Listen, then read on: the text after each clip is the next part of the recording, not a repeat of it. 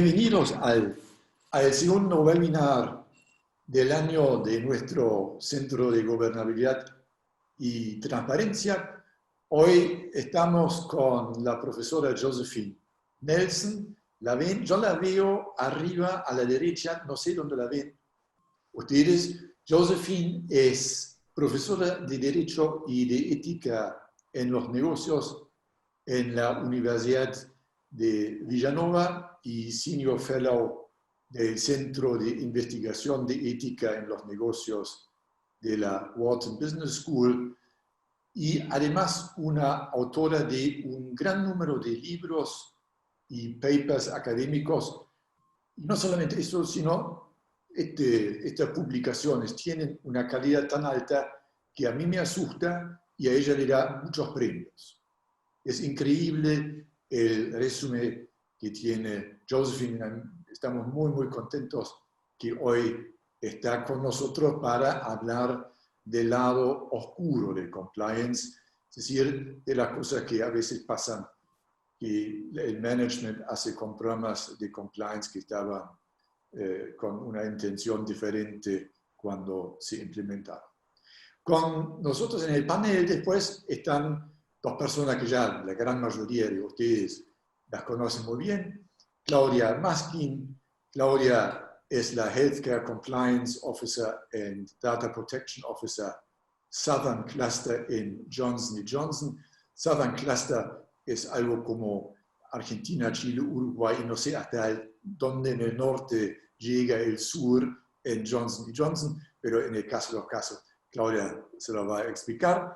Y está Javier Lozada. Javier, tanto como Claudia, dos, si digo viejos amigos, se puede prestar a malas interpretaciones porque son nada viejos, especialmente Claudia no es vieja, pero son amigos de primera hora de nuestro centro, y Javier fue hasta anteayer uno de los directores de board members de Danone Argentina y responsable para, entre otras cosas, compliance, legal y relaciones institucionales.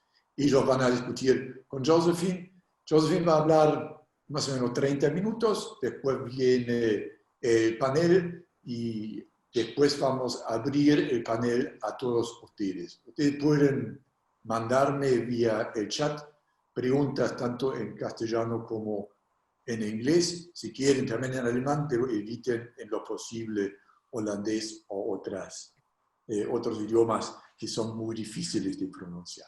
Bueno, esto fue todo en cuanto a la introducción y doy la palabra a Josephine. Les pido que mantengan apagados los micrófonos para evitar que tengamos ruidos ahí. Josephine, all yours. Thank you. Thank you so much. And it's such a pleasure to be here. Thank you for having me. And I'm delighted to get to talk to you today. So my name is Josephine Nelson. I write as JS Nelson. I'd like to say that because every once in a while someone looks up what I've written and you need to know that. I teach at Villanova Law School. I also have appointments at Villanova's Business School and the Wharton School's Zicklin Center for Business Ethics Research here in Philadelphia. So I will try to speak slowly because I naturally speak a little fast. And I'll talk to you today about my work on the dark side of compliance. But the best part of this webinar will be being able to talk to Claudia and Javier and the audience. So I'm hoping to run a little on the short side so that we can have more engagement and questions. I'm interested in hearing about your experiences and whether you are seeing the same things in your lives and practice as we're finding in the research. It's always very important to get confirmation about and to hear whether this resonates with people. So let me start sharing my screen. There we go. So this is a Prezi, and I chose this background with ice climbers for a couple of reasons. First, because there is a deep crevasse that they could potentially fall into, and they have to work hard to stay out of it. You'll notice in this image that they do cross over safely, but that is not a foregone conclusion. This image is also only one part of the mountain they're trying to climb. Second, it's the middle of summer here. It's blazing hot. So in the Northern Hemisphere. And I know that it's winter down there, so this image seemed more appropriate.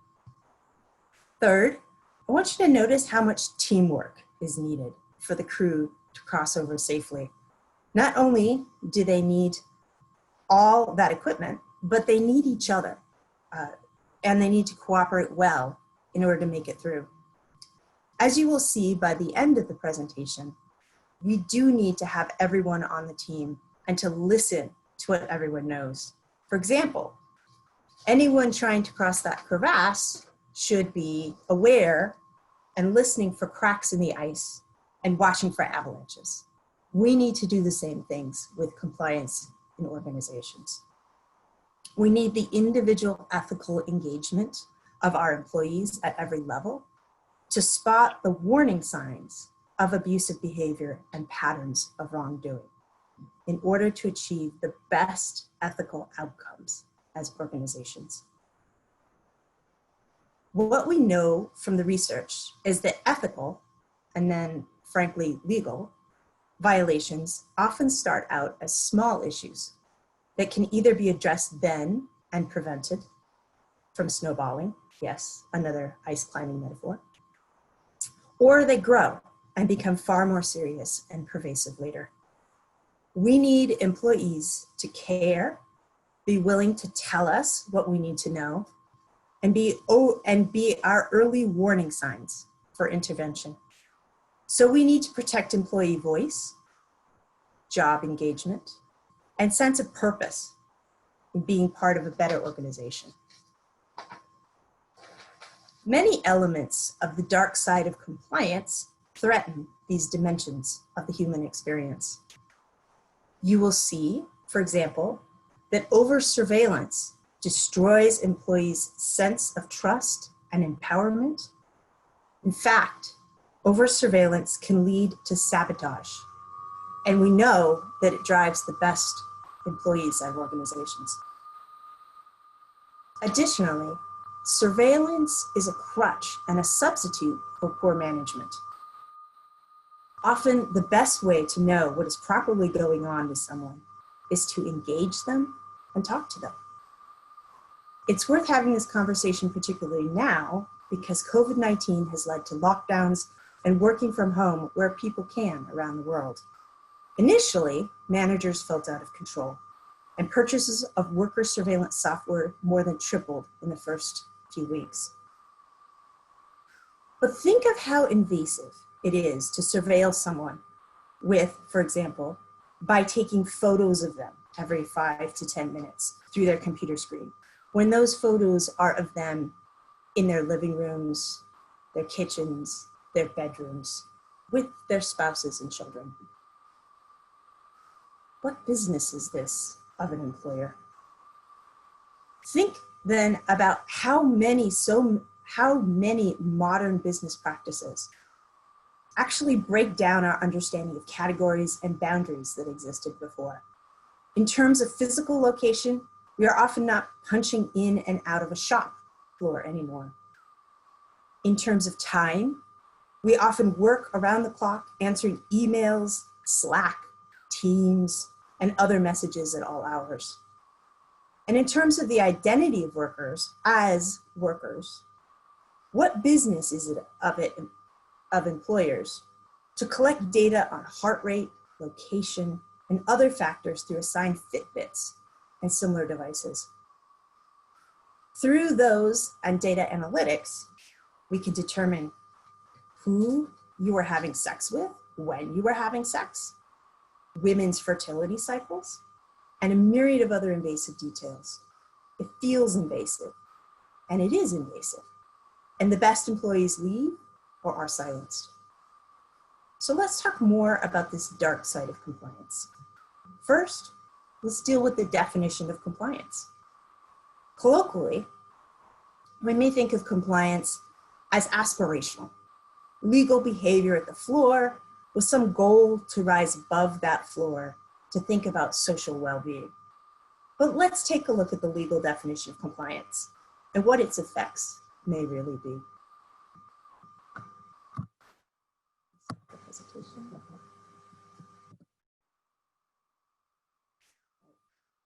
Here you can see from the ALI principles of the law, in 2018, there was a restatement that described compliance as the set of rules, principles, controls, authorities, offices, and practices designed to ensure that the organization conforms to external and internal norms. So think about that. It's about conformity. And compliance itself is from the root to comply. And then we have to ask, what norms? Compliance to what norms? Conformity to what norms? So if you think about the root to comply, that even suggests a dark side there. To comply is to conform, submit, or adapt as to regulation or to another's wishes as required or requested. So this is from Merriam-Webster dictionary. The sentence example is, there will be penalties against individuals who fail to comply. Implying punishment, implying discipline, implying a certain dark side to compliance. Let's talk about norms. We talk about what norms are involved here. And we have external norms and internal norms. We have sources of expectations and pressures. We have a need for control and desire for results from those external pressures and how we shape norms. So think about this.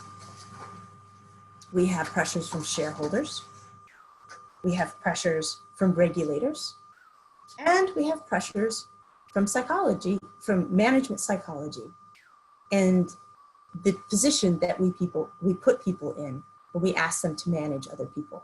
And management is to control other people individually or in groups. So again, you have this issue of control. You have this issue of compliance. You have this issue of conformity to these norms. We have to ask what the norms are, where the norms are coming from, and whether those are healthy things for organizations to comply to.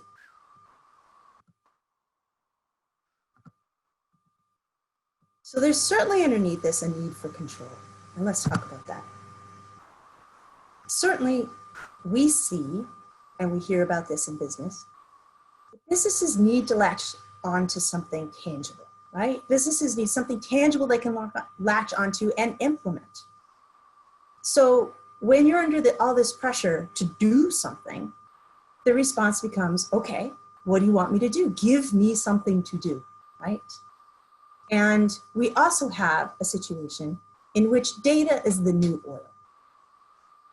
We want data. We want to see how things work, why things work the way that they do, and we want to see trends in it. So we have this instinct to go to surveillance and data analytics. But we need to think about those instincts. So let's talk about surveillance. So as Professor Tyler, who's a very distinguished criminologist, has pointed out in the legal literature, surveillance by managers who want to control decisions and concentrate resources into their own hands is problematic because it's a self-perpetuating strategy. When you control everyone and you surveil everyone, you decide what happens and what doesn't happen. And you have the information flow to enforce whatever you want to have happen. But is that always healthy? So let's think about some of the issues here. And these each are tips of a different iceberg, but certainly artificial intelligence biases. It's not actually shocking to most people in this area that when Google designed algorithms to try to pick successful new managers, those managers ended up being male, white, and Asian. Why? Because they trained the algorithms on a data set that was male, white, and Asian, which is who works at Google in positions of authority. So garbage in, garbage out. How you program algorithms, how you train machine learning, what you feed into these processes is everything about the processes themselves. And they can be highly discriminatory and or biased.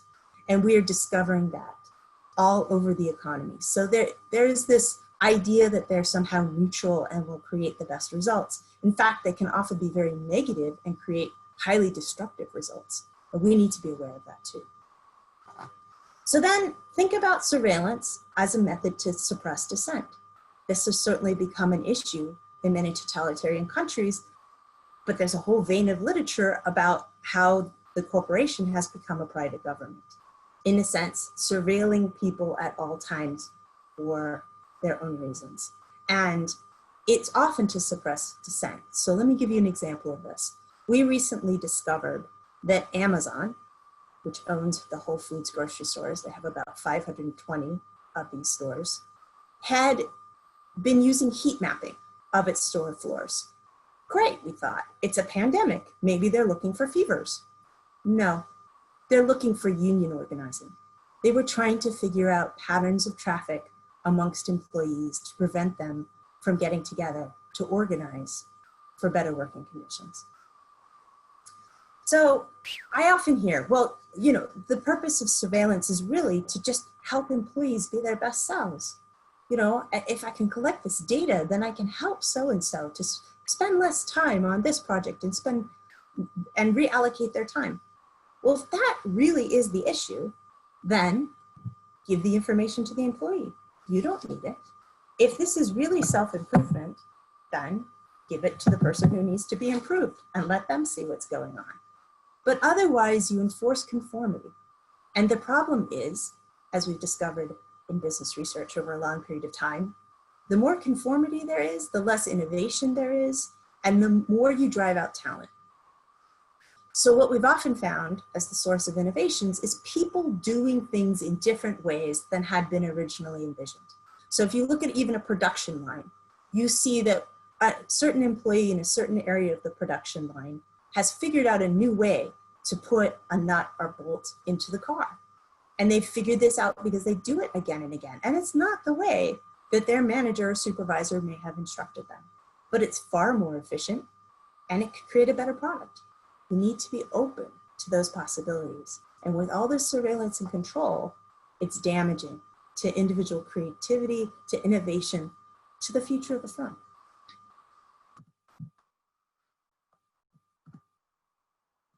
Let's talk a little bit about data analytics. They're powerful. Again, they have a little bit of the same problem as other forms of surveillance and collection of data, in that it seems impartial. It's not. But most of all, there's this insidious problem that it's a nice thing to be able to show to supervisors and regulators that you're monitoring, right? This is evidence of monitoring, that you're in control. And we'll talk about why there's that need to be in control.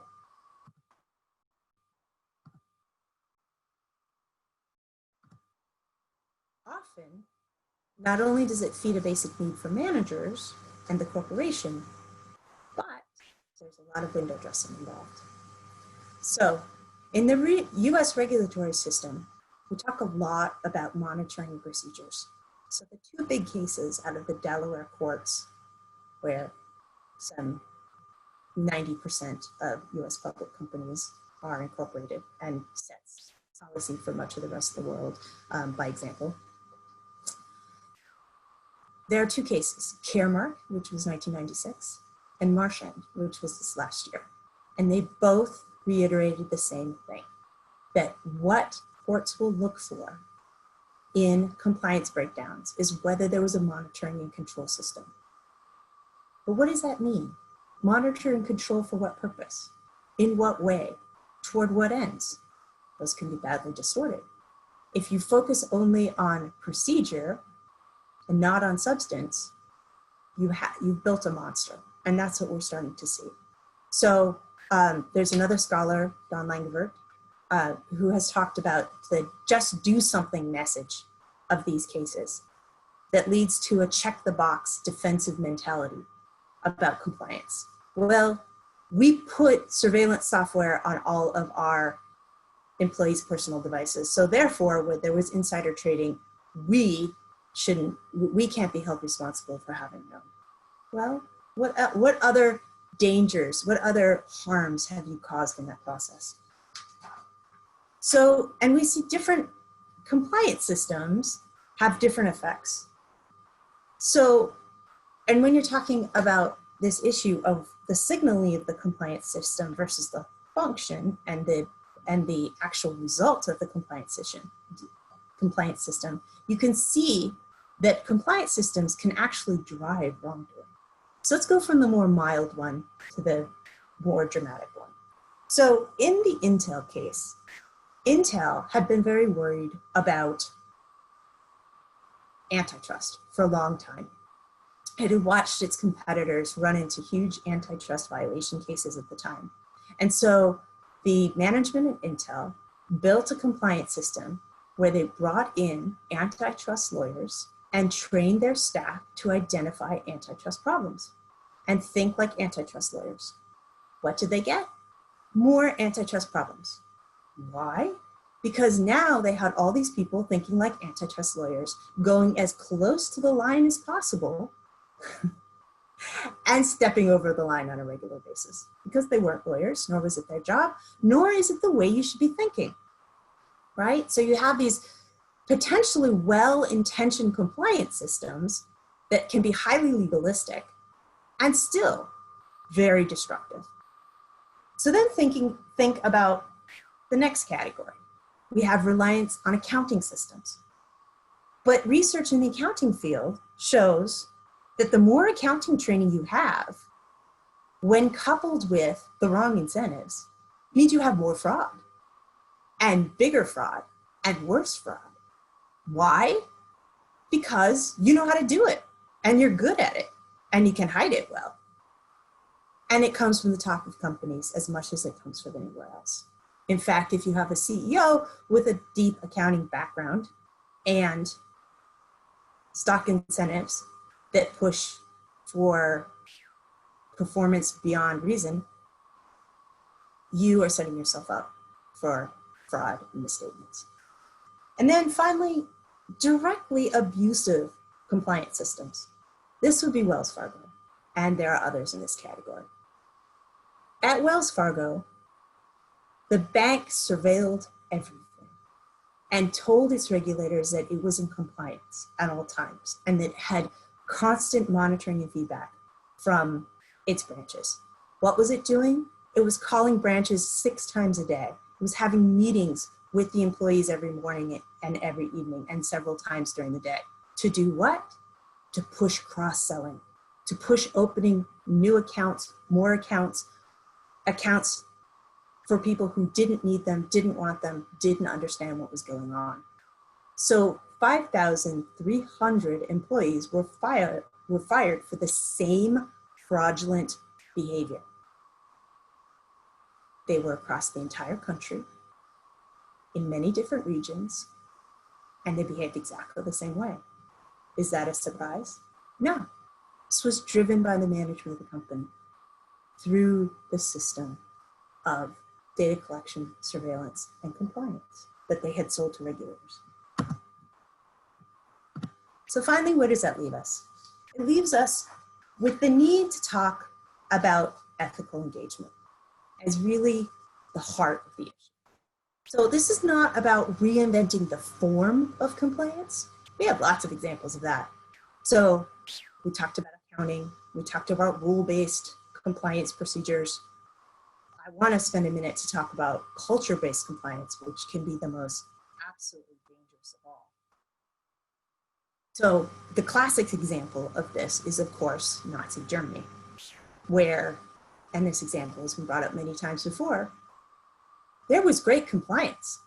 There was wonderful compliance in killing Jews, gypsies, homosexuals, communists, all kinds, the disabled, all kinds of people who were considered not not people who should be part of the community and the state.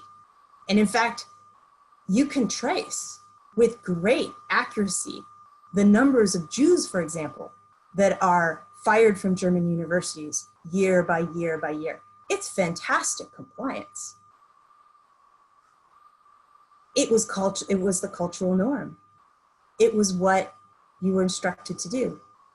It was a terrible dark outcome.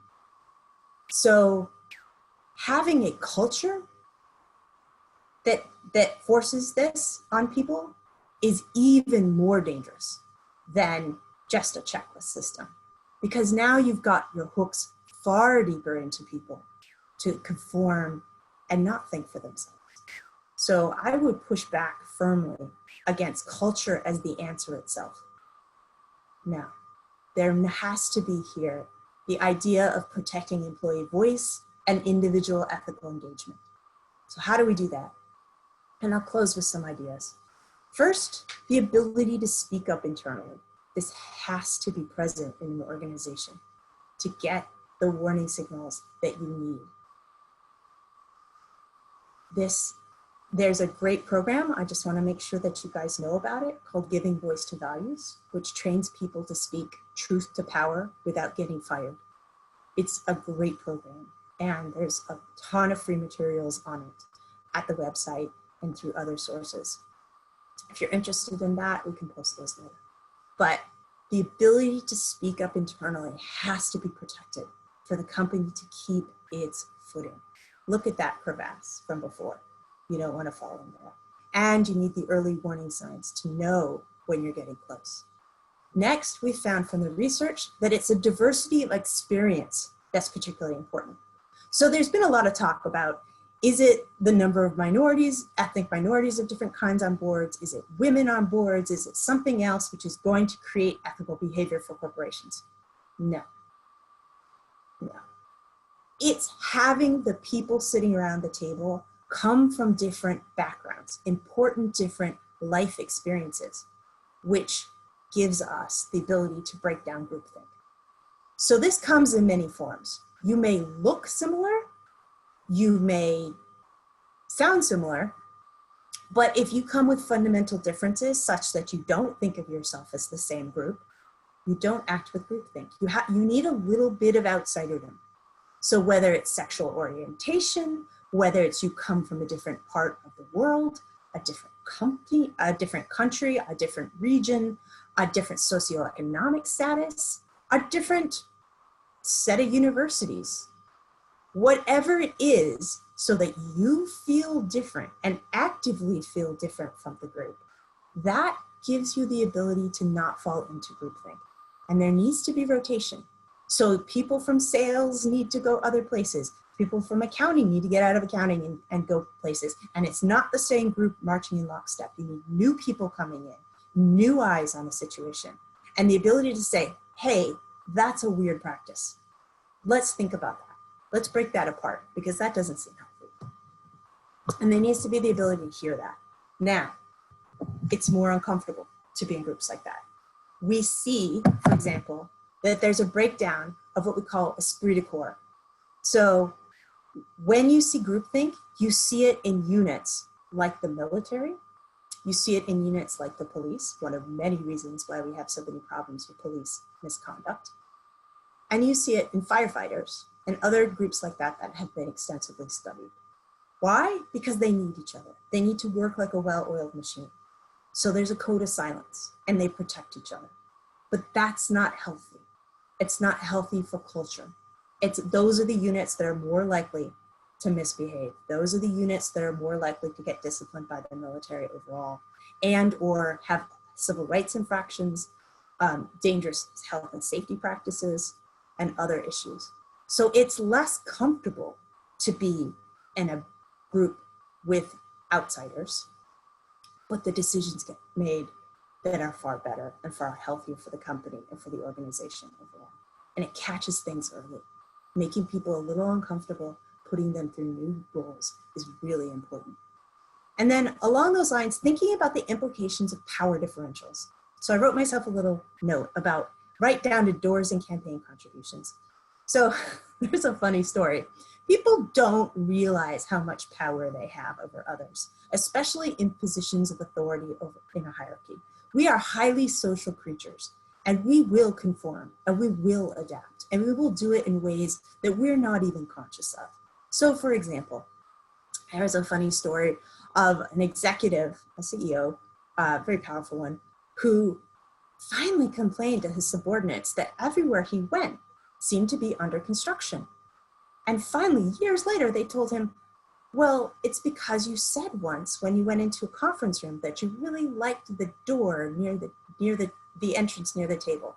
And so in every room that you've moved into and in every office space, we have put in construction orders for you to have doors in exactly that location in all of your conference spaces and office rooms.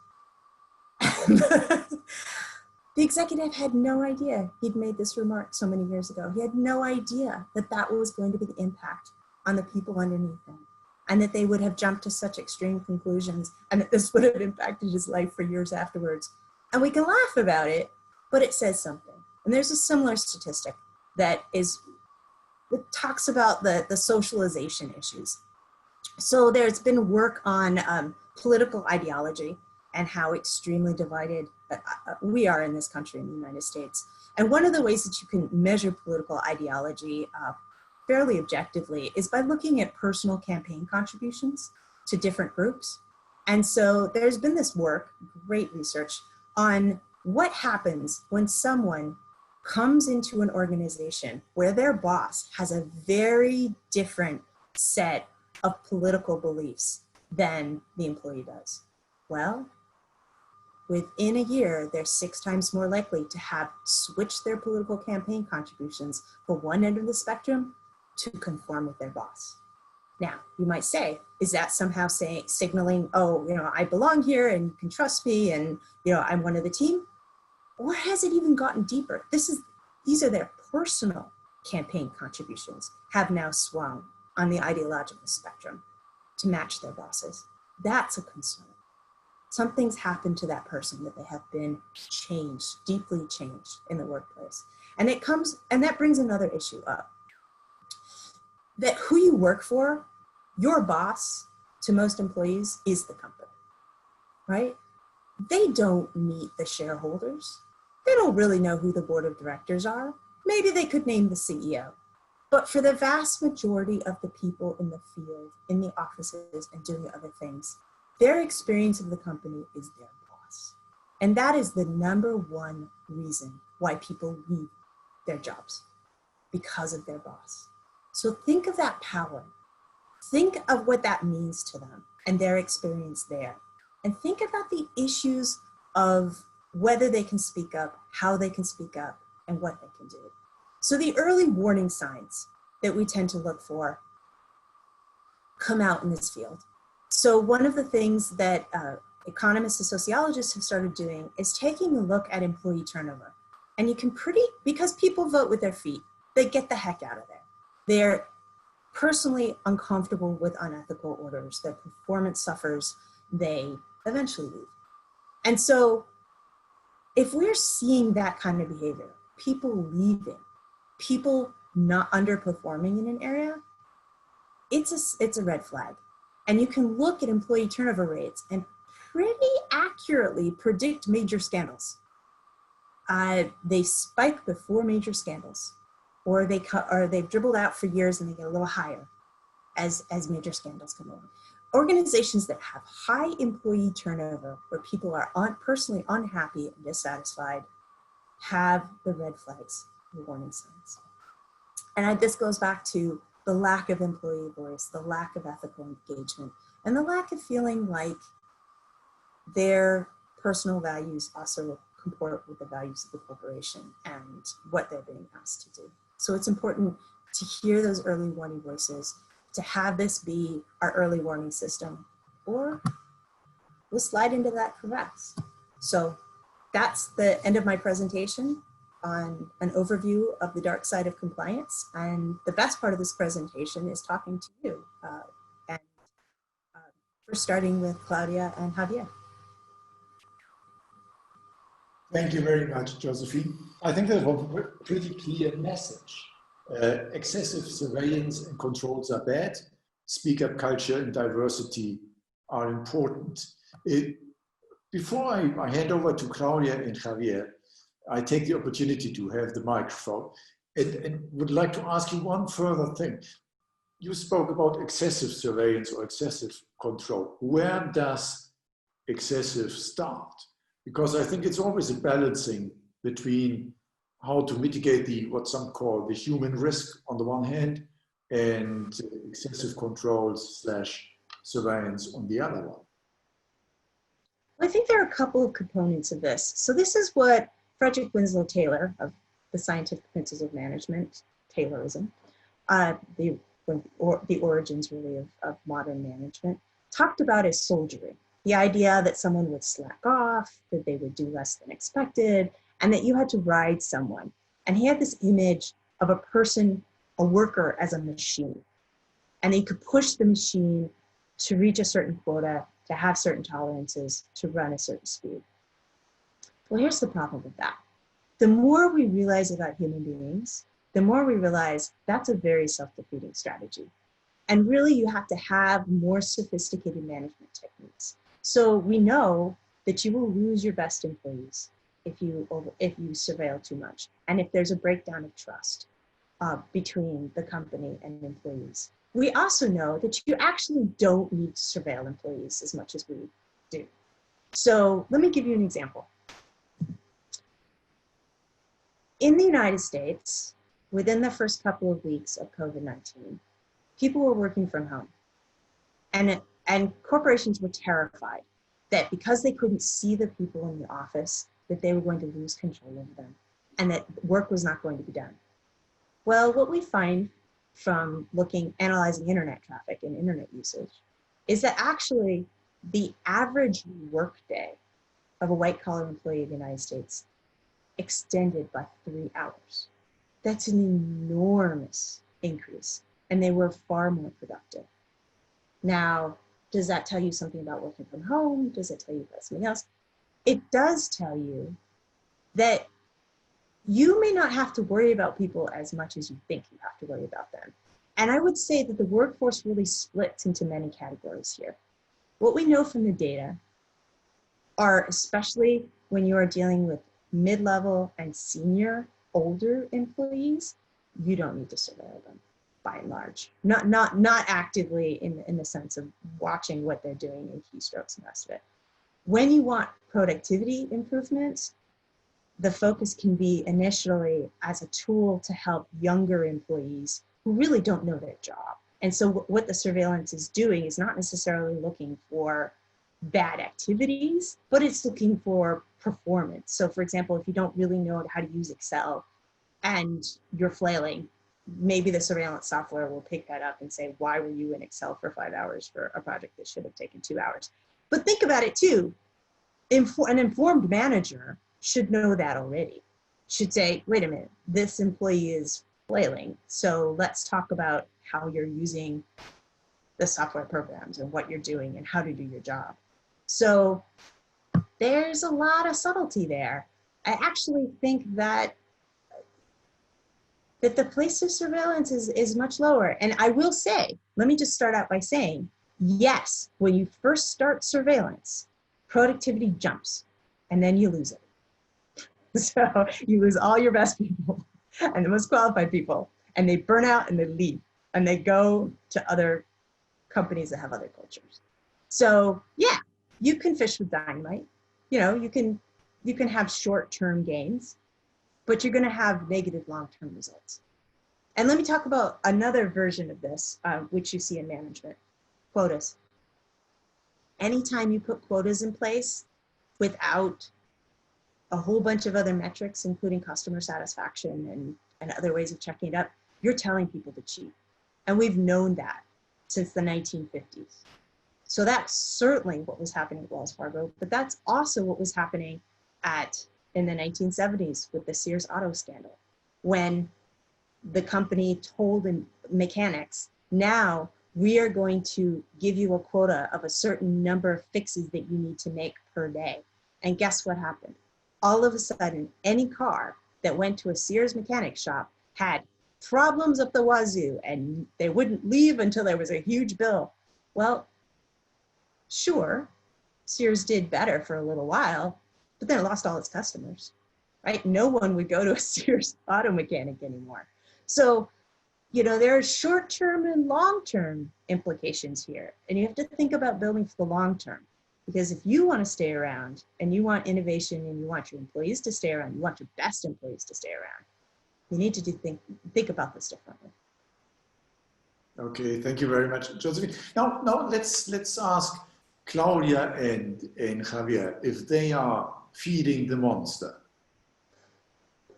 as you said. Well, I will start. I think Javier will allow me to start. I think that conscious or unconsciously we are, but I would like to also highlight that the way the compliance programs are measured from the authorities has a lot to do with feeding the monster, because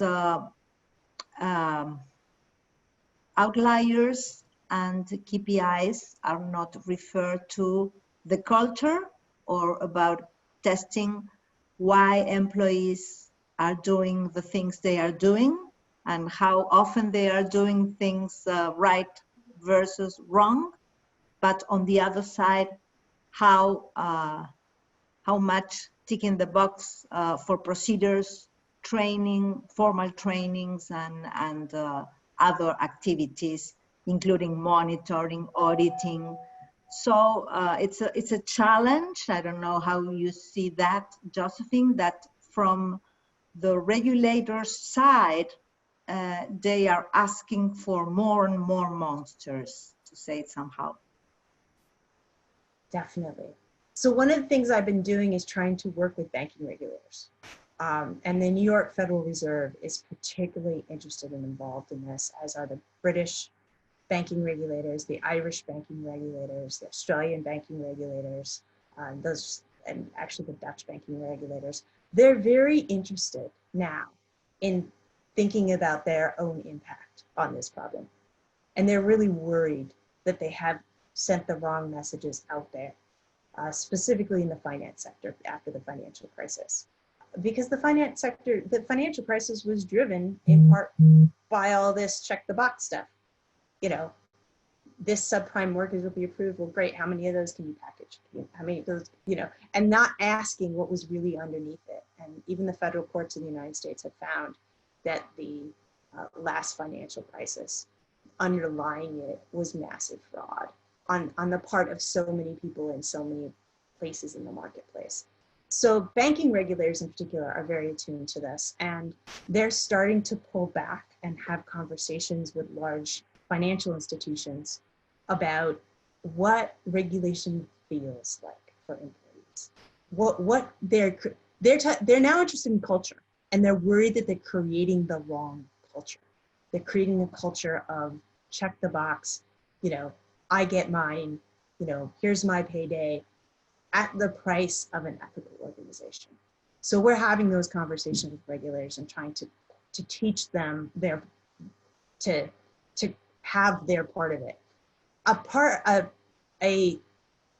particular regulator that's been harder to reach, so the banking regulators are listening. The regulators that are harder to reach are actually prosecutors, because here in the United States, a lot of our big cases are actually, if you think about it, that prosecutors come in and they use the organizational sentencing guidelines to think about what compliance is and what compliance isn't in terms of cooperation credit. So effectively, they become regulators because there could be, you know, it's in the plea bargaining and negotiations, you know, well, you know, here's my defense of what kind of monitoring I put in, right? It's afterwards in monitoring agreements with specific court-appointed monitors that they want to see these metrics afterwards. And because they tend to be lawyers, not necessarily trained in issues of ethics, culture, unintended consequences of all kinds, what you're seeing is that they don't necessarily understand what they're doing. So I'm also working with lawyers to think about what the repercussions are of the rules that they set in place, and whether and how we should rethink those rules to get to the root of what we want to. And there was a big change in the organizational sentencing guidelines in the DOJ's manual recently, in which they're starting to talk about, well, what's the culture? I don't love that wording, but what they're trying to get to is this idea underneath the checklist, this idea of substantive direction in a company. And Javier, Josephine, may I ask you to stop sharing the presentation so we can see you better? Josephine, thank you for your speech, and thank you, Matthias, for the invite to share this time with you. I think you described in the dark side of compliance, this over surveillance and kind of invasive monitoring of the workforce to be the factor that leads to a level of disengagement and of the employees. And I agree with the fact that such increased level of monitoring may end up in employees that are whose behavior is very much controlled, and that there is not that much room for taking his own decisions based on his own judgment. And that reminds me a bit the stages of moral development by Lawrence Kohlberg, where he defines these different stages, 6 stages of moral development, starting from the first level where a child assumes that the powerful authorities, in that case, mother and father, hand down a fixed set of rules that would be the rules of a compliance system like the one you described, where he or she must obey because otherwise will be punished. To the contrary, and I think it's more on the last part of your document or essay, you conclude that it is critical to ensure that employees remain ethically engaged and listening to employees' ethical warnings, and that ethical compliance should be rooted in employee engagement with the company purpose and the social implications of this behavior. And I would like to focus on purpose and values. And this brings a bit my question, that is, where do we need to set the right balance? A bit like the question that was posed by Matthias at the beginning. So what is the right balance between rules, controls, monitoring, that of course we need, and on the other hand, to focus on the culture, the purpose, the values of the company, the alignment of these values with the values of the employees, so as to have, let's say, not a perfect match, but the best match possible. That's my point that I would like to hear from you. Yeah. Well, you and I have talked a little bit about this. I really like your Kohlberg analogy, reference. And it really does infantilize employees. It literally sets them down on the level of Kohlberg's stages of moral development to over surveil, to over control, to insist on compliance that is too much. You don't let them develop and or bring to the workplace these higher order level thinking processes, reasonings, and adulthood, right? I mean, I hope that you hire employees who are adults and behave like adults, and you're hiring them for their adult judgment and their adult behavior. So we need to think about that and tell them that that's expected of them, rather than drumming it out of them and literally saying, we're going to set you back to some infantile process.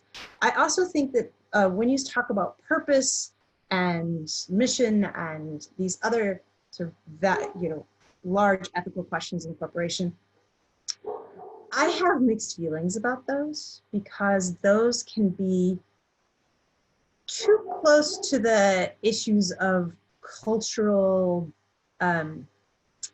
misfunction, malfunction, even. And you have to be really careful. So, you know, Johnson & Johnson is famous for having written its code of ethics and foundational principles into tablets of stone in its lobby, right? We're never, you know, why did they write it in stone? Because they're never going to change a word of that, right? Well, it worked for a while with the Tylenol recall and other scandals in the 1970s, but Johnson & Johnson is back in the news paying huge payouts for talcum powder, for all these other products, you know, and so the question becomes not, you know, just did you write it in stone, but how is it lived? How is it practiced? And is it refreshed on a regular basis? This is those new eyes coming through, these new thoughts about how it works, this check and balance with other values that come from society. So the problem is shutting the corporation off as its own organism with its own set of cultures. That sounds too much like one of these esprit de corps problems where you have, you know, we all fall in line and we all, you know, follow the military code or the whatever it is. That stuff is dangerous in too much. And so, and it needs outside eyes, it needs outside criticisms, it needs outside, you know, checks on it. And so, and I also, so there's a also move here in general amongst business, in the business literature, to go from what I would call the Skinnerian perspective. So B.F. Skinner did all this work on organisms as just stimulus and response. If I set up these sets of incentives, I can get the behavior that I want. Well, great, yes, you can. You know, you can set up a system of sticks and carrots and you will, by and large, get the organism to do whatever you want the organism to do. However, modern business is not happy with that. But we want to harness the rest of the individual, right? We want their heart, their soul, their spirit, their creative energy, you know, their belief, their, you know, motto, their creed, all the rest of them, right? And that starts heading toward the Freud part of the debate, right? When you start hooking into their value systems and their subconscious, and how do you get people motivated? You get them motivated through belief systems and their, you know, core identity and all these other things, right? And both sides of those extremes have their own danger. Because think about one of the organizations that had one of the worst ethical scandals in recent history. Now, pick many of them out. You know, what's jumping to your mind at the moment? We have so many. Boeing, you know, Volkswagen. No, we'll pick one up. The Roman Catholic Church, right? Huge sex abuse scandal, all through the clergy. Those are people who are taught good religious values. Those are people who are believe the, you know, and in good principles and are and hold themselves out to be doing the right thing. But the problem is there were people willing to go to extreme lengths to protect that organization, to cover things up, to transfer predator priests consistently from parish to parish as they abused people. Why? For the glory of the organization, for the reputation of the Roman Catholic Church, you know, for all these other reasons. And that's the dangerous part. That's the part that sounds like the Nazis, right? It's this is Hannah Arendt's argument about the banality of evil. It's the bureaucrats in the heart of the system that don't see themselves as doing something evil in the case of the Holocaust and in the case of the Roman Catholic Church, evil, right? But you go into these cases and you find it's a mid-level bureaucrat who's worked for 12 years for the Roman Catholic Diocese in Philadelphia or elsewhere. And they've built their reputation faithfully serving the church, faithfully serving the organization, and transferring predator priests from parish to parish and covering up the secret files of sex abuse, right? So I'm very scared about this other, you know, you have to be hooked into the mission, you have to be hooked into the organization, you have to love our company. That can lead some really dark places that just, you know, stimulus response, organizational behavior over here with Skinner, not great. You turn off the higher level thinking, but it only goes so far. Once you have the hooks of, you know, I must protect my Roman Catholic Church, I must protect the order, I must protect my society, I must protect whatever it is that I've now redefined as my fundamental values, people will go to amazing extremes. And that's very dark. Thank you. That leaves... Josephine, I have one more question. May I? Yeah, please. What do you think about having pre-checks in terms of people joining the organization? I mean, is in a way predictable, or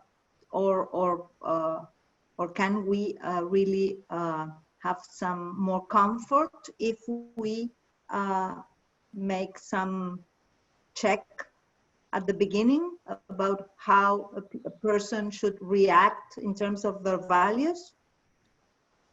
Well, this is really interesting. Yeah, because for a long time it was, you know, oh, I have values. I went to Sunday school. You know, I'm fine. Hire me. And that's not it at all. We find that people's values and ethics are situational. So you are not, even the same literal person. So your value, the way you will respond in church, if we, or synagogue or mosque, or wherever place where your family is staring at you, to a request, for example, is not the same way you're going to respond to exactly the same request, maybe on the trading floor, right? When it's a business necessity, it's a workplace, get out of my face, whatever it is, right? It's not as though you pick the person and the person's ethics stay consistent. You shape the environment, and the person will shape with the environment. That's what we're finding more and more. It's the other way around. Now there are people, so this is very interesting.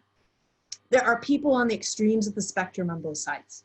So we know that there is, in study after study after study, whether it's cheating on admissions tests for the MBA, whether it's, you know, looking at online gaming systems and finding people cheating when they don't know that you're watching them through the online gaming systems. Whatever it is, the percentage of cheaters in society, the hardcore cheaters in society, is about 7-8%.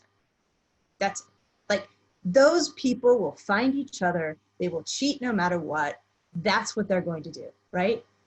And on the other end of the spectrum, you have maybe, it's harder to gauge this, but maybe it's about 3 to 4%, maybe less, maybe 2 to 3% of the population that really will do the right thing no matter what. Now, those people tend to be very difficult people to get along with, right? They don't socialize with other people. They don't absorb other norms. They tend to be the extreme Kantians who are like, I will never lie no matter what the situation. And that, you know, I mean, they're very difficult, very specific people that most of us find very hard to have in organizations, to be honest.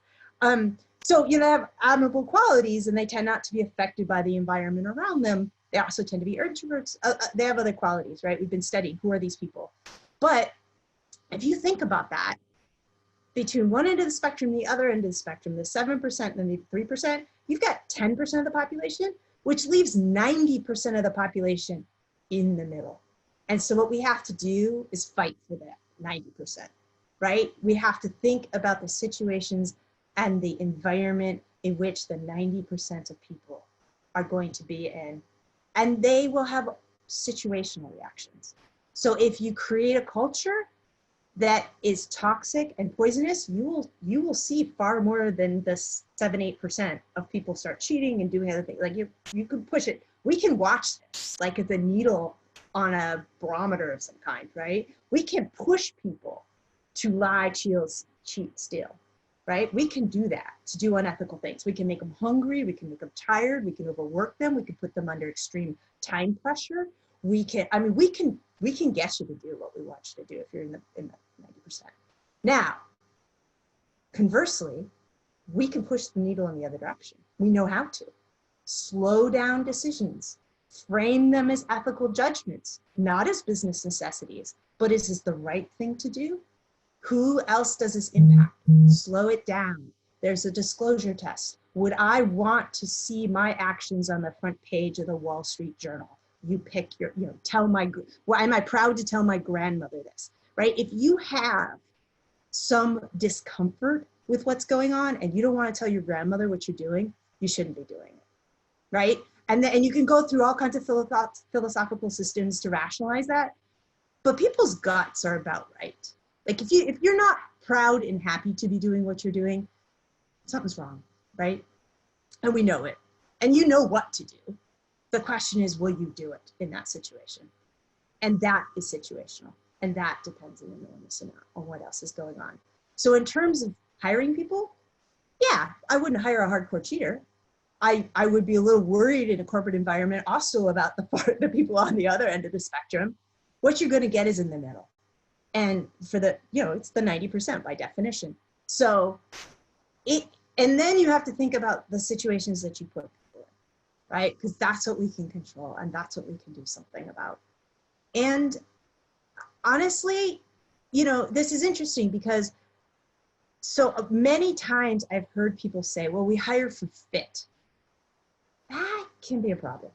It makes somebody's life easier inside the corporation and it makes their manager's life easier inside the corporation. But it doesn't give you that outside perspective that you actually need as a check. So for example, it's really funny because think about, there's been nice studies done on how many want ads, for example, talk about wanting someone who's creative, right? Everybody wants a creative person. No, they don't. Those people are terrible in corporations. They're like, they don't do what they're told to do. They don't follow directions. They don't act like a widget in the machine. Like they're awful. You do not, you say you want a creative person. You don't want a creative person. You really don't. Like, but it is really interesting because we say we want creative people because we do want the innovation, right? And we want the other ways to think of things. And those people can be geniuses in that they just see things differently. But that's uncomfortable. And so there's this issue of, can I handle the discomfort? I also think there's another issue here under the surface, which goes to a whole other area. A lot of software is now being used to monitor people's interactions, and there's software that can be used to actually look at the words that people are using, and if they tend to adopt the same words and phrasing and language as their peers, they start to conform and they start to fit in. What do you use that software for? You use it to figure out social networks and how well someone's doing. And the problem is it's also used to ferret out whistleblowers, because a whistleblower is not going to conform, right? It's marketed as we're going to help you with your corporate culture, but what does it really do? It finds the people who aren't totally comfortable with what's going on and it jumps them. And I think that's really toxic and really scary.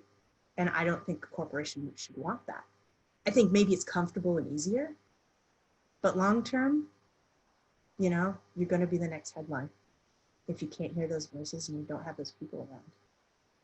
You don't have people who are different from you, who see things differently and are willing to say that they see things differently. Even if that difference is somehow, they're from accounting and you're from sales, right? Like, or that they, are from the Midwest, or they have a different sexual orientation, or they're an immigrant. It's really interesting. Some of the most ethical, and I say this in front of Matthias, some of the, whose children went back to Germany, like some of the best and most effective innovative leaders are immigrants to countries. Why? Because they see things differently. And they have another perspective that the people around them who may be native born and never been anywhere else can't see. And so, you can go through the leaders of top firms, and certainly the tech sector, it's a lot of immigrants. Certainly in the law firm sector, the law firms that are truly innovative in their human resources policies and their business plans are led by immigrants. Even if it's someone from Italy working in, France or something like that, even that much of a difference will change his perspective and makes this person differently. Tim Cook, the head of Apple, is gay, right? I think that gives him a very important, unique advantage. And he said it.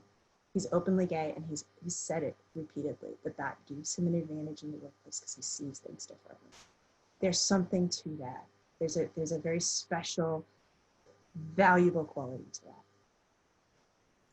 Josephine, we have some questions from the audience. One is the following: regarding trading market surveillance, do you agree on monitoring employees, or do you suggest other methodologies?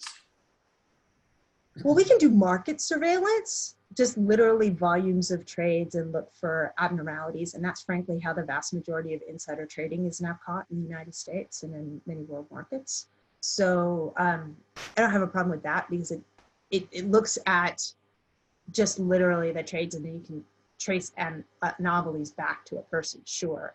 But that person is doing illegal behavior already. So it's not drumming someone out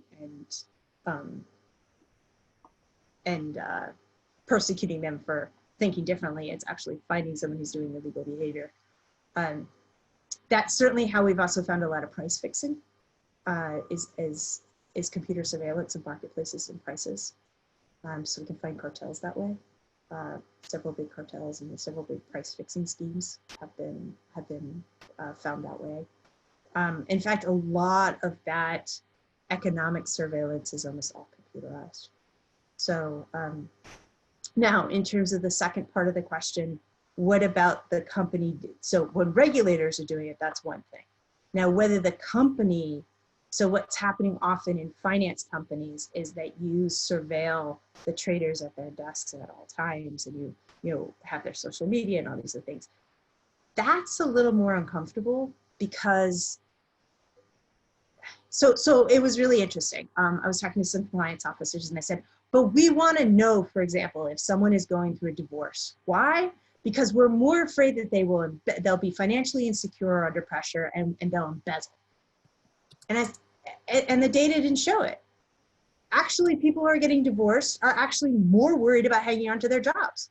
So you went and you dug up all this data on all these people, and it wasn't true.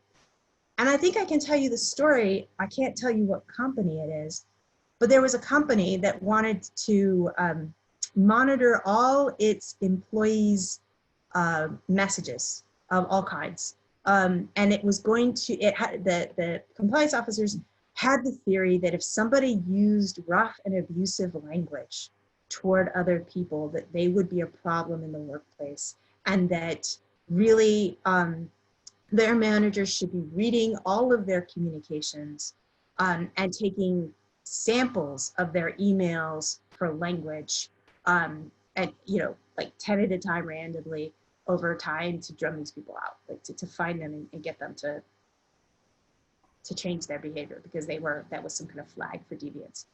Well, thank goodness there was a highly placed person in that firm who had experienced the Holocaust and said, no, this sounds like East Germany. I'm not doing it. I'm not doing it. I'm not reading all my employees' emails. I'm not going to, tell them that they can't swear. I'm not doing this. No. And that person had enough ethical force that they were able to convince the compliance department this was a bad idea and this was really creating a state. I think, though, that there are always those pressures, and there's not always that person who's there saying, no, this sounds like East Germany. I'm not doing it, right? And has the ability to push back, because this has a lot of creep to it, right? Just because you can, now we have the technological ability to do it, that doesn't mean you should. In fact, often it means you shouldn't, and we should think about that. We need to think about the repercussions of what we're doing before we just adopt it wholesale. And there's it's not just the regulators, also competitive pressure. Oh, so-and-so has this system, so therefore we need to have that system because, or the immediate question is, they have that system, compliance department, why don't you have that system, right? And the answer has to be, at a certain point, because we choose not to for principled reasons, right? Just because we can watch you in your bedroom and we can turn on your microphone and your camera at all times in all places, I don't want to know, right? And unless there's life and limb involved, right? And you're actively protecting someone, that is always used against the employee. That is always, always used against the employee. Think about the situations in which that happens, and it's never good, and employees know it, and they want it. Josephine, there are more questions. One, I'm trying to translate without my terrible German accent. She says, you talked about not excessive controls, but she asked, or the participant asked, saying you can't leave everything to be decided by the employees. Up to what extent do you think you should allow them to make their own decisions? Can you trust in that they always do the best thing for the company? Well, this is a really interesting question, and this is the line, right? So I think that we've crossed the line and we're far too far on one side, and we need to think about bringing some balance back into this equation. And I have a couple different thoughts for you, and some of them are going to surprise you, and I think we probably have enough time right here. So I just want to remind people who may not know this. This is common knowledge in other fields, but it hasn't really been talked about in compliance and in law so much. But it's just a fact that we need to reckon with. That the roots of modern management are in the slave plantations of the US South and the West Indies. That the methods and techniques to monitor and control people were developed there when people were property, right? And their early, we could call them spreadsheets, ledgers from plantations of, okay, so-and-so is worth this much and I can depreciate my slaves and I can, that's where the task system was first developed, the idea of a task. So the word task comes from slavery. A task master was the slave master who supervised the task, right? That the very words are from slavery. So it should be a concern that one of the big players in the gig economy, at least in North America, is TaskRabbit. So, but going to this history of slavery and how the nature of work itself changed with slavery and the developments and the innovations that happened on those slave plantations, we went from the gang system in which enslaved people worked for a fixed period of time. So, you can still see this maybe in prison crews or something, like cleaning up the road for a certain period of time. They work for an hour under these conditions and then they go, right? To the task system. All of a sudden, you had specialization. You had someone in a blacksmith shop, for example, hypothetical, who now their tasks for the day were to make 10 horseshoes per day, right? And slaves actually were paid monetary bonuses. People don't realize slaves used money, and there was money exchange. Slaves were paid monetary bonuses for exceeding their quota on the tasks. So all of these systems of management come from slavery and then are literally whitewashed after the US Civil War by Mr. Taylor. I've done a lot of research on this. And starting with the advent of World War I become standard management practices that are then spread around the world because the world's at war and they want to use anything that works and they're forgetting the cultural history of this.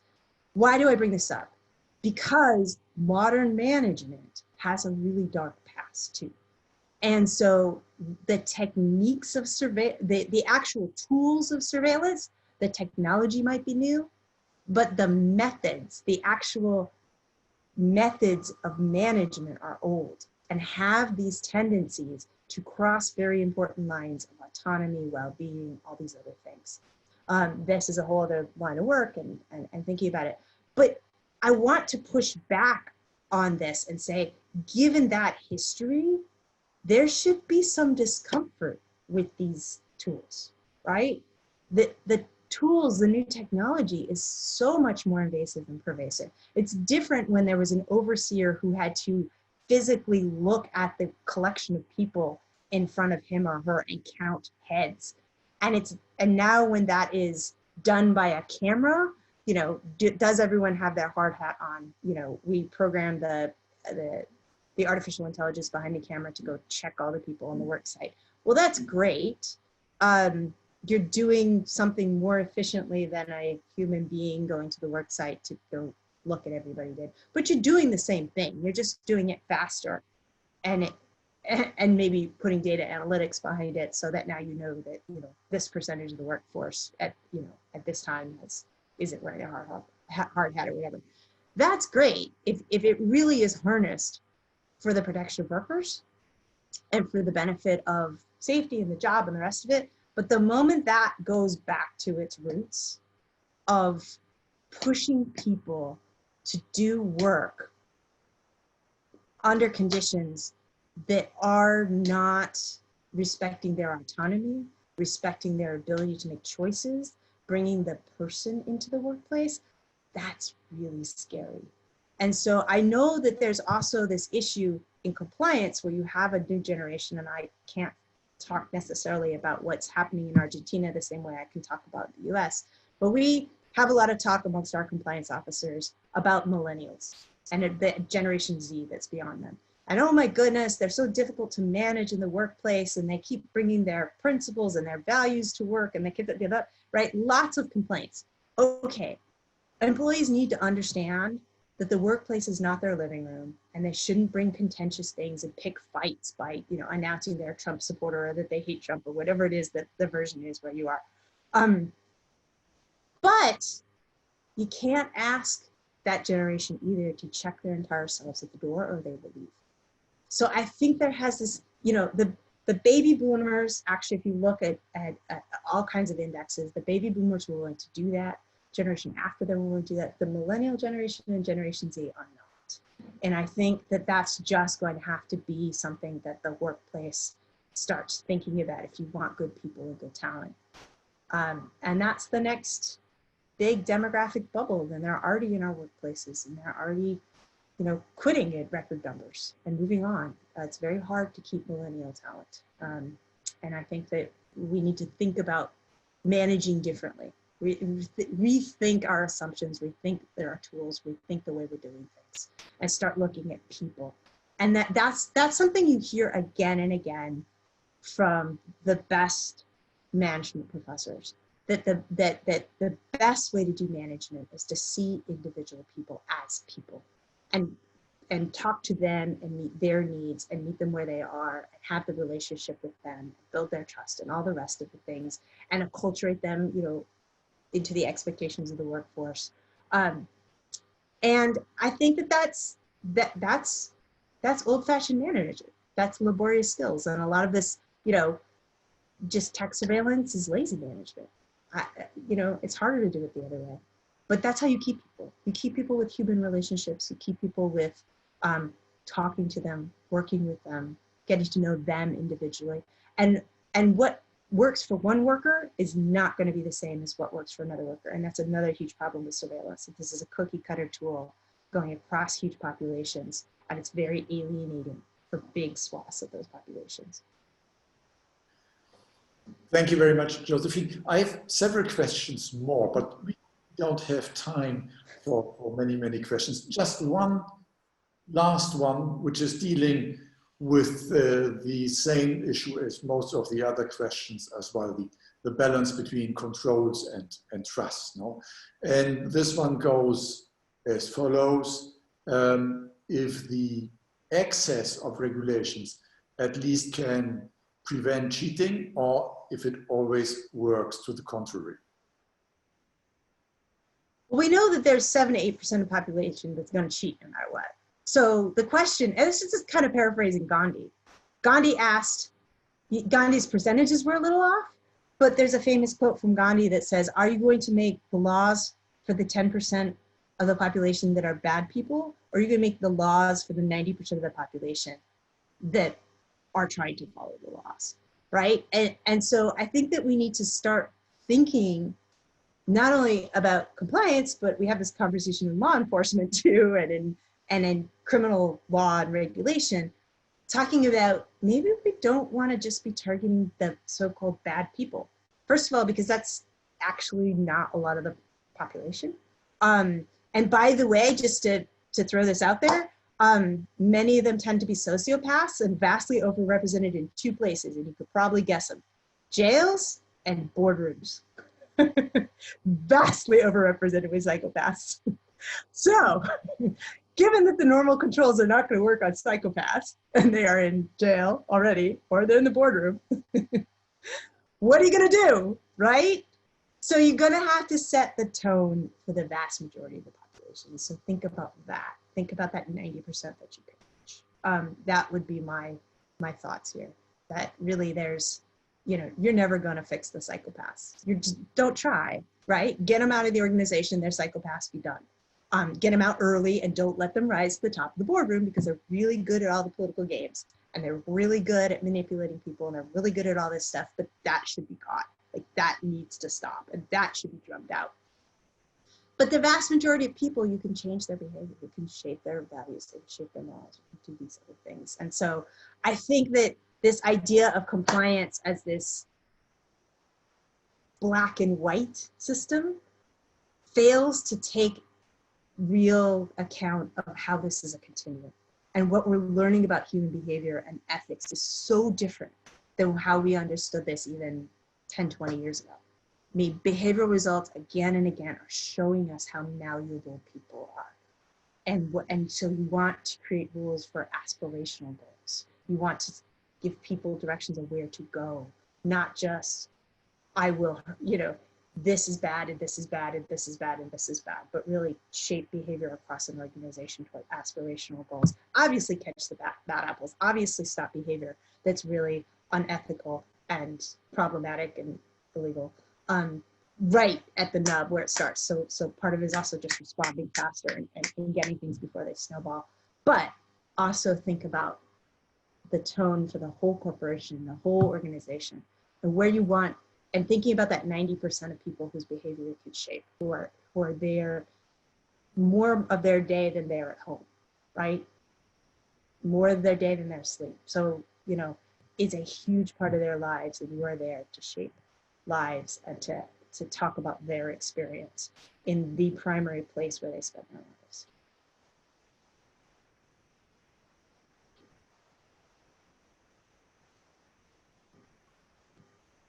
I can't hear you, Javier.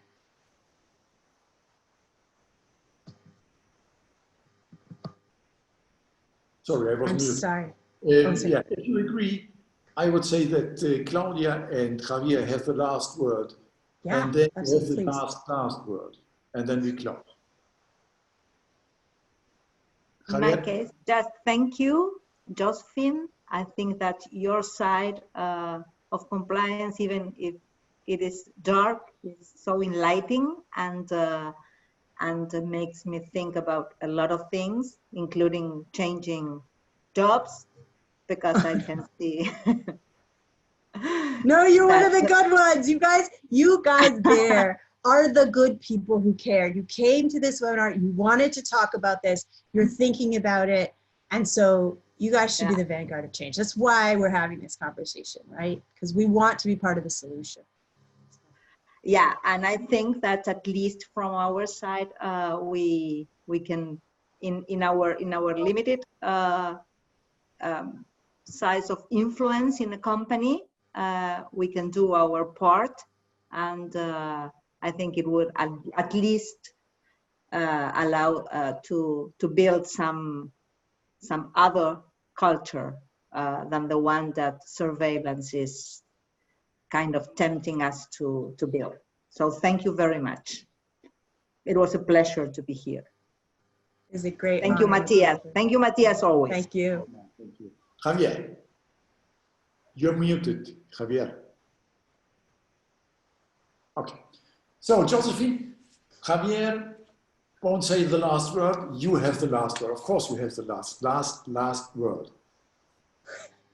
Well, thank you so much for having me. It's been such a great honor and a pleasure and a wonderful opportunity to talk to people who are on the front lines of this experience and shaping all of this on a day-to-day basis. You guys are so vital. It's so important. And it's compliance officers who care. I mean, they really do. It's wonderful to talk to so many people who give a damn. and want the world to be better and want the world to be different. So that's why we have these conversations, because a lot of these are unintended consequences with the best purpose at heart, but it's also thinking about what the experiences of being in these organizations and feeling this way. So thank you. Thank you for the great honor and pleasure of being here. I really appreciate it. No, thank you, Josephine. It was wonderful having you. And it was enlightening, and you gave us quite some food for thoughts. And I think we are not even halfway through what we can learn from you. So please accept our next invitation somewhere in the fall. Yeah. Oh, it would be my great pleasure. My real delight. Thank you. Bye. Bye. All right. Take care. Thank you. Gracias a todos y hasta la próxima. Chao, chao. Hasta luego.